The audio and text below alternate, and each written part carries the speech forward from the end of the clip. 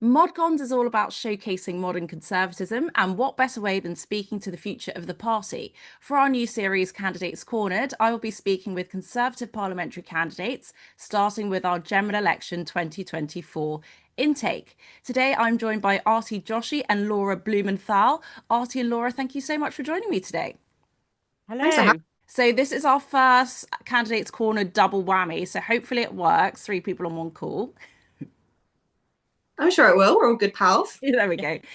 So I'll start with Artie. Born in London, Artie is head of tax for a startup finance and studied an MA in PPE at Oxford. Artie was elected to stand as a Conservative parliamentary candidate in the general election 2024 for Vauxhall and Camberwell Green, and is also the Conservative Women's Officer for Holborn and St Pancras, which fortunately, or perhaps rather unfortunately, is the constituency of Prime Minister Keir Starmer. Artie is also a member of the CTOG Fellowship started by Grant Shapps. Artie, thank you so much for joining us.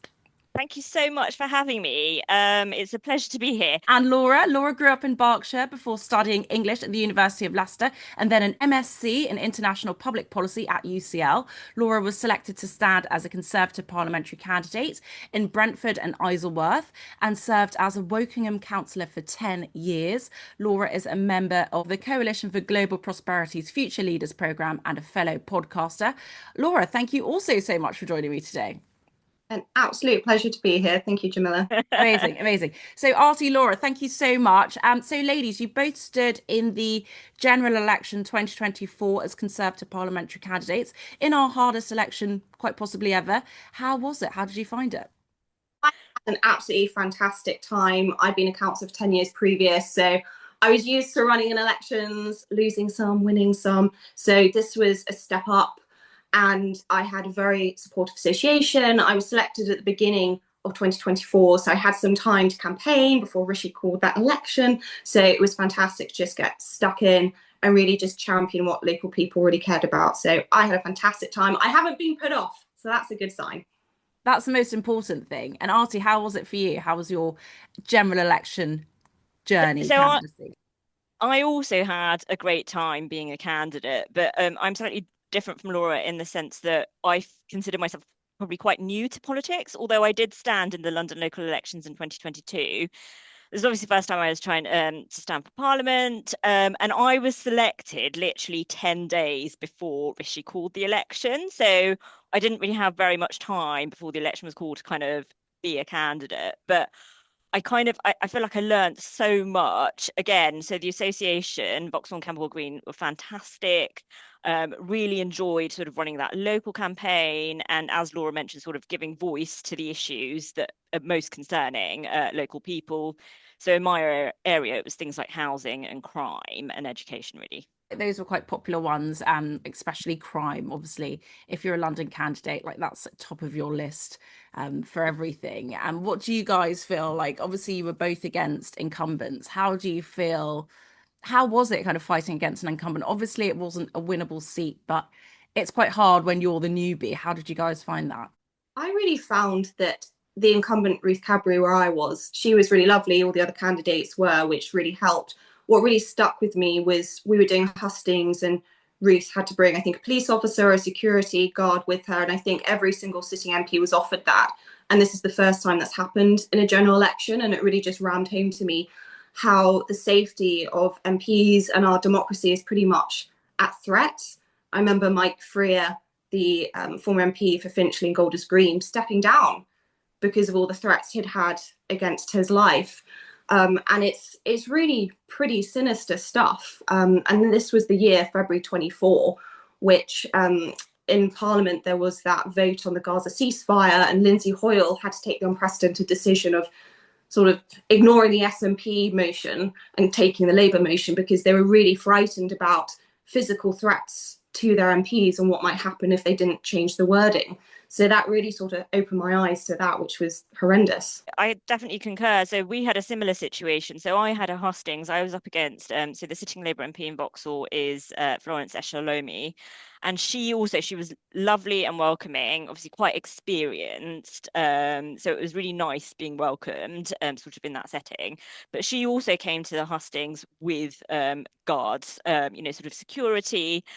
And again, similarly to Laura, like it did really ram home sort of the situation. And sometimes you're just really not aware of it until you're in that situation. You're kind of there physically, and you're up against these people, and they're having to bring security. But I also think that sort of standing against incumbents, certainly for me, I felt like I had much more of a sense of freedom, in the sense I think it's so important that obviously that we're there to kind of hold sitting MPs to account. And I really sort of enjoyed getting to know the local association and figuring out what the local issues were in that area. And it is nice to kind of be able to give voice to that and have the freedom to do so, as well as holding sort of the sitting MPs to account. Yeah, absolutely. And I think sometimes like local residents feel like their voices haven't been heard for a long time, especially if you've got a local Labour council and then a Labour MP, and not being shady, but they just feel like, they're kind of dismissed slightly just because they're so entrenched already, the Labour MP and Labour council. But really interesting point you both make about security with MPs. It's something we definitely had a lot coming into the election. Do you feel like people just don't really respect or value MPs anymore? Is that part of it? I do think that is certainly a key aspect. At my count, the election count on the 4th of July last year, in the leisure centre, it wasn't just my constituencies counting, it was also the neighbouring one of Feltham and Heston. And so Seema Malhotra, the incumbent MP, she was up on stage with all the other candidates and she was giving her speech of, it's very dignified and very normal. And I remember it being very striking. There was the independent candidate there, and she was sort of dressed in a burqa or something similar. She had this massive Palestinian flag, and all throughout Seema's speech, she was just doing the thumbs down signal all the time. And Seema wasn't saying anything controversial. She wasn't saying anything about anything abroad. And I just thought, this is not the respect that you show an MP who's just been democratically elected and is saying something pretty sort of generic. And of course, that was the start of other sectarian MPs being elected on an anti-Israel platform and all the hate that came from that as well. And I think when we look back at this election years from now, we're not going to be focused so much on the massive Tory loss or the massive Labour gain. It is going to be the beginning of sectarian MPs again, because they're likely only going to get more in the next general election. I totally feel that we have so many independents now, and obviously there's talk of a new party brewing on the left. So guys, with that all in mind, why would you do this to yourself? What made you, want to stand? Why do you want to be MPs? For me, I think I've always had an interest in politics, sort of since I left university, which is a very, very long time ago. And with me, I always sort of planned to get involved in politics. But I think that the way that life has sort of panned out and with work and everything, I've never been able to kind of, up until a couple of years ago, get as involved as I wanted to, just simply because of the time commitment, really. So with the lockdown and the pandemic and sort of working more flexibly, I was able to get more involved locally and sort of attend more events and have the freedom sort of in the evenings, obviously, and the weekend to campaign. And I think that we need fresh ideas. I really enjoyed obviously standing this time. I think for me, certainly, it was the experience that was invaluable. I think it's really important that when people are elected as MPs, that they have had that experience of standing before, potentially sort of in a less winnable seat. And I think, as I've sort of mentioned, we need new ideas. We kind of need fresh blood. I think it's really important from my perspective that there are people in Parliament who have experience of other spheres of life. So for me, it was always a plan of, I'm going to go and, have a career sort of outside of politics. And then whenever I feel the time is right, kind of come in and try and get involved and try and become an MP. With the 2019 intake and with this 2024 Labour intake now, we're seeing a lot of people who haven't had that opportunity to fight an unwinnable seat before. How do you think that has an impact on our politics? Do you think that's why we see so many defections and things like that? Do you think that's why we haven't really groomed them enough? I do have to say, and obviously with the current sort of Labour government and the size of the majority, and what it does look like is that there are an awful lot of MPs who have limited business experience, limited private sector experience. I think it's really showing itself now with some of the financial sort of fiscal measures that are coming out from this government, which I think, and I'm sure you both agree, is really quite damaging to the economy. And so I think it's quite vital, actually, that there are people, certainly in those who are sort of advocating policies for the economy, that they've got experience in the private sector and in private businesses, really. I do think being a counsellor is an excellent training ground. I would definitely say that. I am biased. I do think that it is important to have people from the private sector, but everywhere as well, because my experience working in the private sector is it's a lot more straightforward because you all have pretty much one vision, you're all working as one team. Whereas having been a counsellor and seeing the public sector, there are people there, much like government, I suppose, who are trying to work against you, who actually have a different vision and think your political vision is just misguided, and they're trying to manage you out, they're trying to distract you, they're trying to waste your time essentially, so you're not getting what you want to achieve done, which I don't see happening in the private sector. So I do think being able to give candidates, whatever their background, that knowledge that this is a totally different environment is very important, and be able to support them in that way. I definitely agree. I think it's also, as much as what I've said, I think with young people, I think it's important that young people also have a voice in politics, certainly when it comes to some of the policies that are being,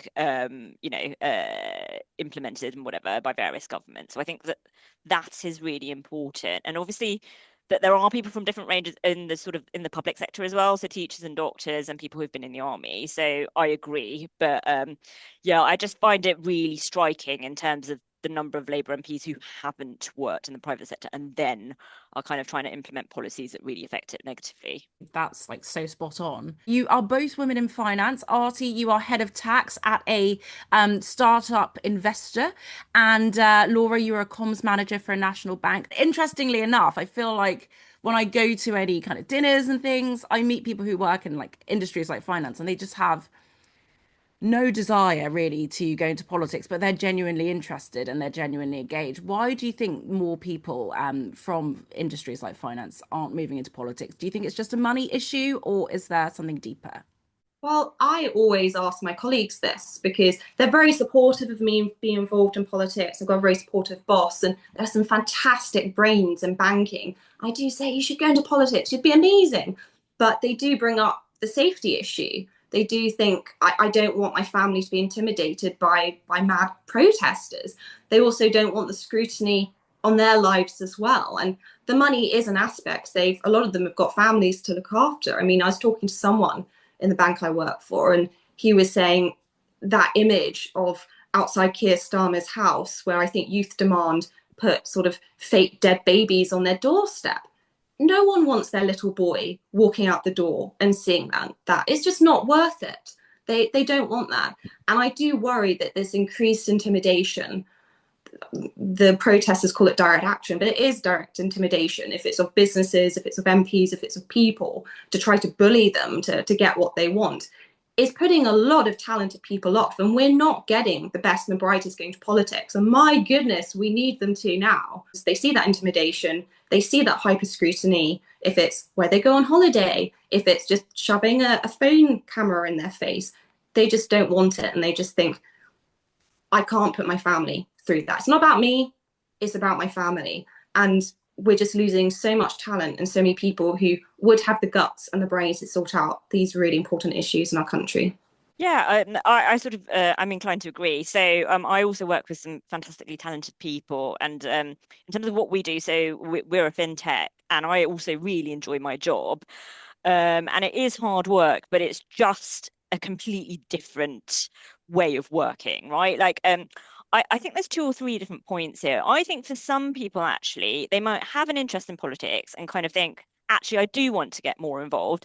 And for some people, I think they don't know how to. So I do think that there are sort of a lack of structures, aren't there, sometimes when you're sort of like, okay, I really want to get involved, not sure how to.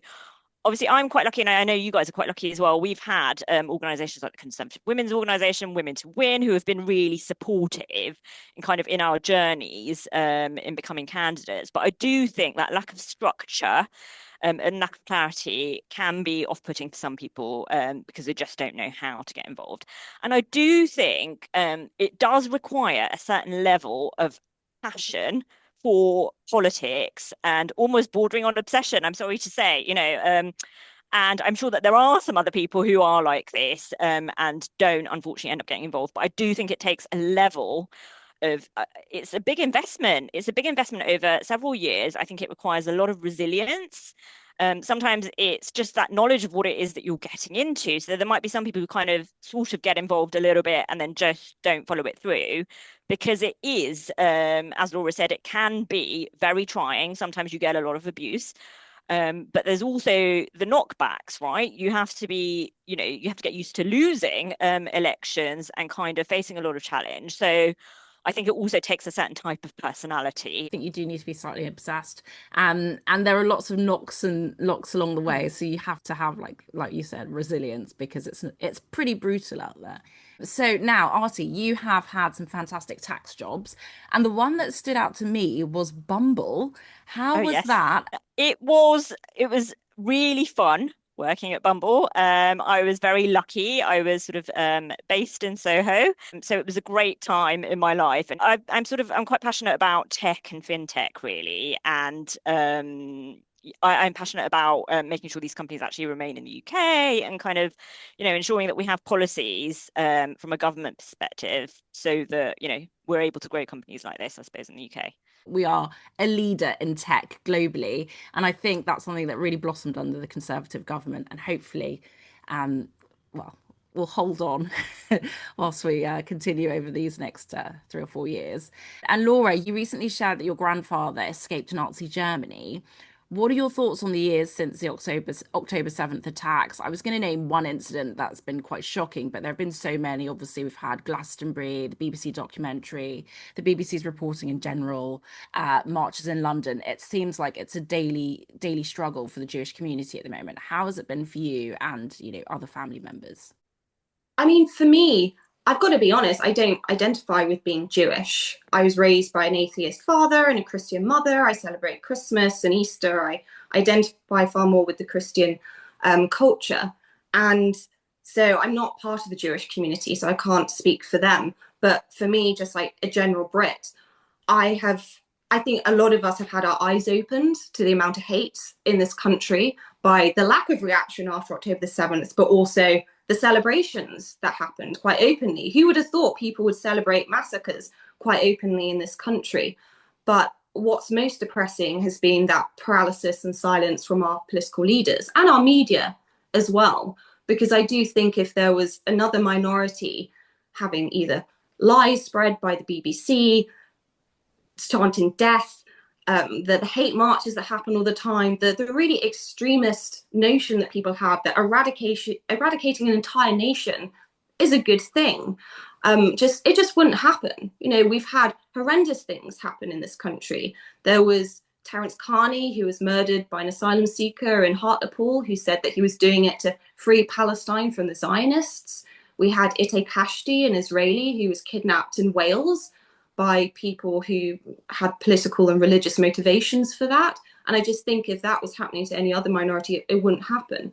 I don't know why there isn't a bigger pushback from either Keir Starmer or even Kemi Badenoch about this constant use of the word genocide happening in Gaza, because it's a war and it's a horrendous war and civilians are definitely being killed. But by no measure is it a genocide.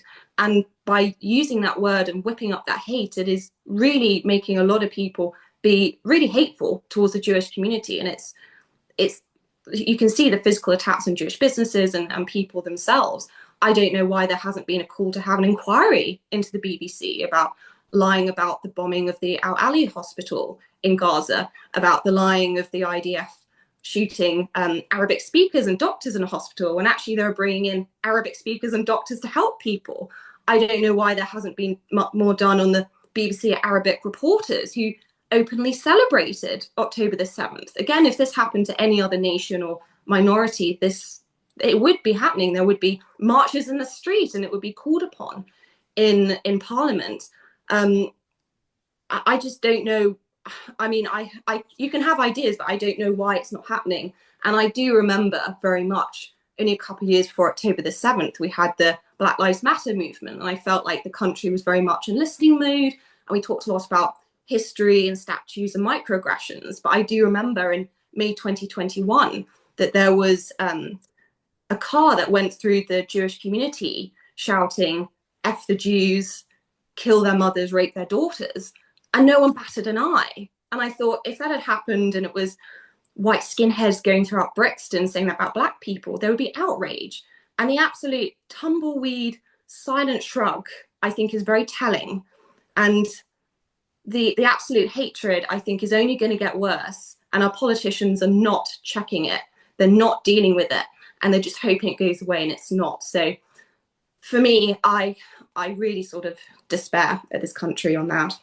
No, I hear you. It's pretty grim. So let's change tack a little bit. Let's get political. What are your thoughts on the Labour government? Do you think they're doing great?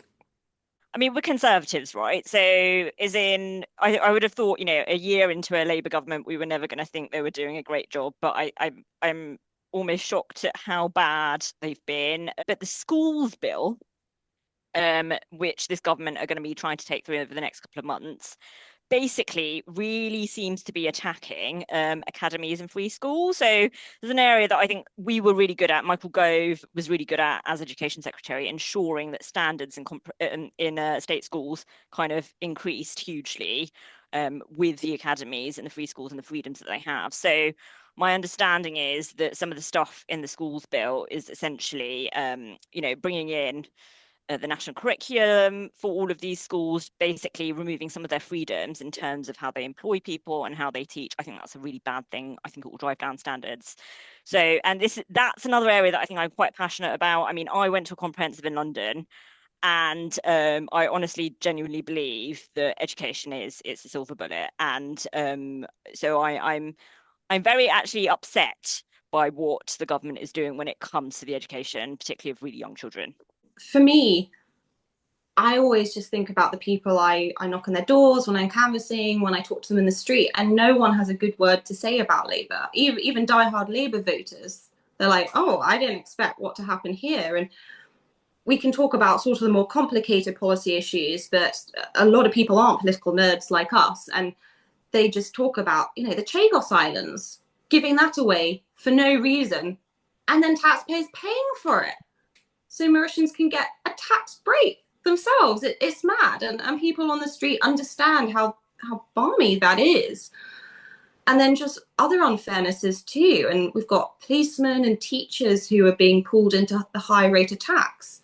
And they were never meant to be in that at all. And I think they very much sense the unfairness and also the waste, because for a long time we've had the narrative pushed on politicians by the media and others of why won't you spend more money. But now I think they're understanding there's a huge amount of waste going on. When you look at the NHS, when newly qualified nurses can't get jobs, but we're crying out for nurses.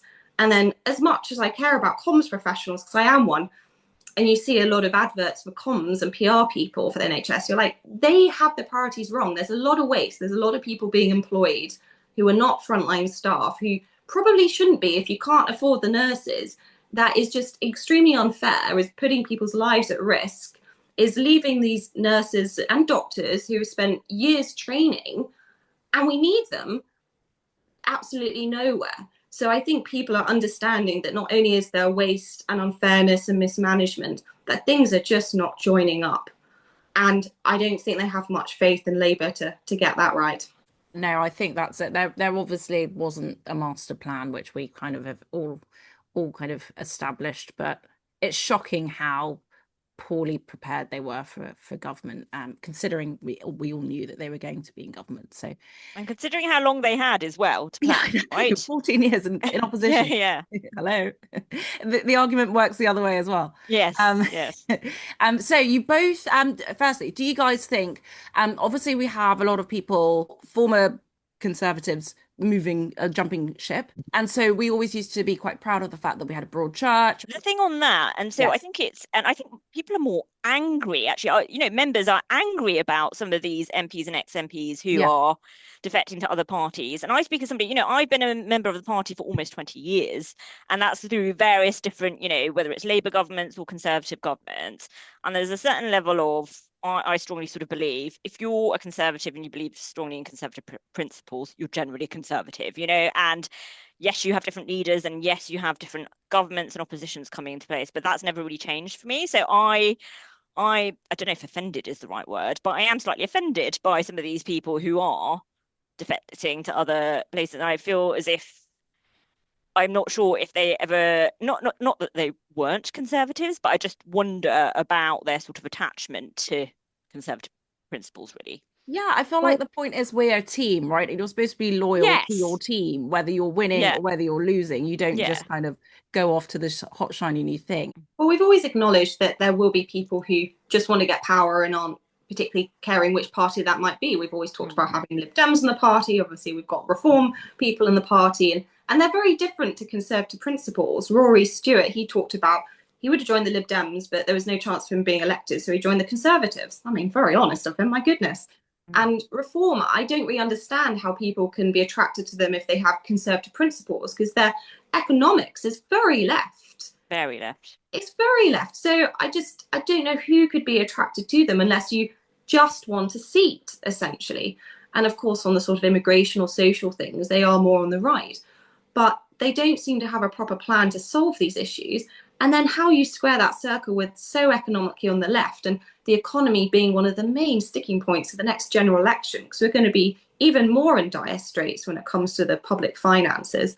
I just find it quite peculiar. Peculiar is the perfect word. Now, so we're talking about fake conservatives. Tell me, guys, why are you a conservative? I mean, my guiding principle is always about freedom. And that is what the Conservative Party really focuses on more than others. I believe in low taxes because I believe it's up to people who have the power to spend their money the best because it is their money. And that is what gets businesses going rather than public spending. And also just responsibility, the responsibility for yourself, for your family, your local community, which runs very much through Conservative principles. Whereas on the left, it's very much state first rather than you first, your family first, your community first. And I feel as if that's really quite disempowering. And I do feel the left is very much about trying to protect people, but ending up trapping them. Whereas Conservatives are all about empowering them and saying, you're the master of your own life and we'll get out of your way so you can make that a success. And so for me, about freedom, giving people, allowing people to have more of their own money, which seems like such a controversial thing to say in some circles, but really shouldn't be. And really empowering people to know that they have the responsibility themselves. It's not the government, it's not the state, it's themselves. I definitely concur with that. So I realised I was a Conservative while at university over 20 years ago as a reaction almost to a Blair government. I basically disagreed with everything they were doing, the levels of sort of state overreach. And so kind of coming out of university, and it's, yes, I agree, we need far less interference, whether it's in the economy and into private lives. But then also just sort of looking back, and I think some of it does go back to how I was raised, like literally, it's kind of watching, both of your parents working really hard, some of the values that are instilled in me. And I know everyone sort of likes, certainly a lot of Conservatives like to hark back to sort of Margaret Thatcher and everything. But I have to sing the praises of the Thatcher government in terms of all of the stuff that they did for my family. So I come from a pretty slightly lower income background. And it was only as a result of the Conservative governments of the 80s that my parents were able to own their own house or were able to own assets and were able to keep more and more of their money and instill in me sort of those values of working hard, supporting yourself and your family. So I think that essentially sort of drives everything that I am and that I do. So that's why I think I'm Conservative. So, guys, finally, and what does the future of the Conservative Party look like to you? Where do you think we need to be in 4 years, and what gives you hope? For me, I think we need to be the party with the solutions, because it's quite clear to me that Labour don't. They're paralysed on many different issues. They don't have the solutions. They don't even have a vision, which they've proved very much in the last year. Reform, I think they say things to be popular, but again, I don't think they have any real solutions. If you're going to be spending with the public finances and the point that we've got, it shows that this isn't realistic at all. The Lib Dems aren't going to come up with any solutions. So we've got to be the one which people trust and think, actually, what Kemi's saying is sensible, it's measured, I can go along with it. I know things are going to be difficult, but it's the Conservatives that are honest. They've pretty much rebranded themselves. they have a solution. I've looked at it.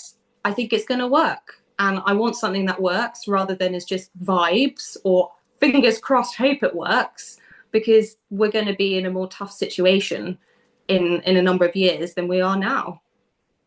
So definitely solutions. I think there has to be a level of believability, doesn't there, from a public's perspective, in terms of, I mean, I know lots of different people think that lots of things don't work at the moment. So it literally, I think the first point has got to be which party's got the policies that can make things work, from a first sort of perspective. I also think that the future of the Conservative Party, I think we're lucky. I feel like there are lots and lots of new and younger candidates coming in, and I think that's a good thing. I think having ideas, lots of different ideas from different people with different backgrounds, I think is good.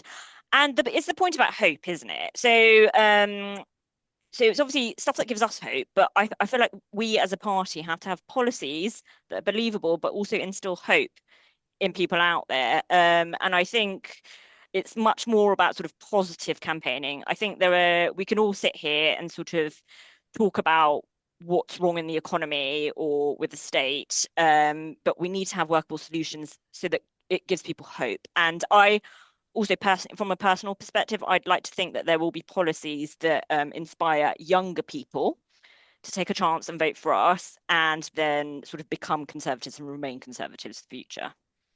Absolutely, absolutely. Well, guys, I've taken up so much of your time and I thank you so much for it. I'm sure everyone would agree with me that you two are the future of the party. Would you both want to go again? Absolutely, yes. We're not going to say no, Jamila. I Come love on. that. I love that. Well, thank you so much. We've got two future candidates and two future MPs, I'm very sure. Thank you guys so much for joining me today.